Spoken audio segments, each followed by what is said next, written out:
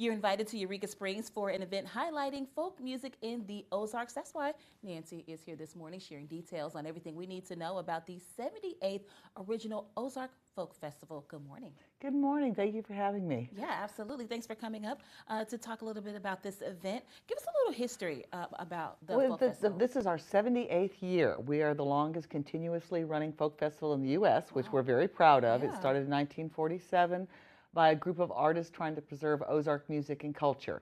And we have a great festival this year. I highlighted Ozark music.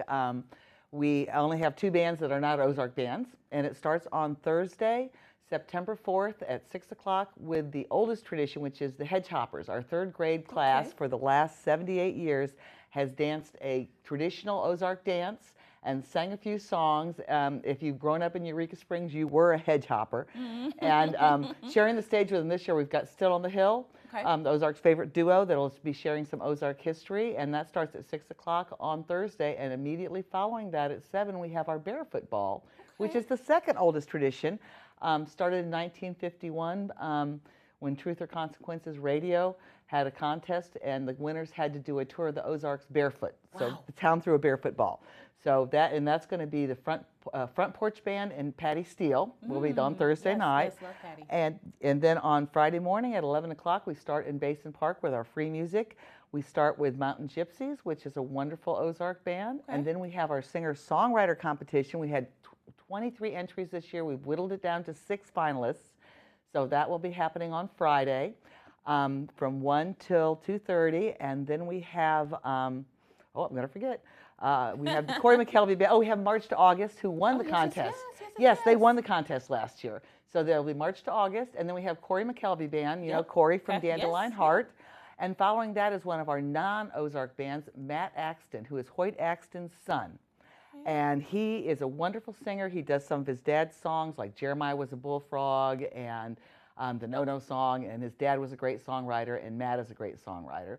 Following that at the auditorium, we have Handmade Moments, Carroll County band. Anna and Joel are both from our area. And then the Hillbenders out of Springfield, who do bluegrass rock. They've done the whole rock opera Tommy. They do Pettygrass. They're great fun. They've got new members, and that's going to be great. And then on Saturday, we have a folk percussion class in the park. We have, we also have an art show going on in the park. But we have Mountain Alice, the Meadow Makers, the Creek Rocks, and the Creek Rocks is bringing their band, which has Dan Redmond and Brian Martin.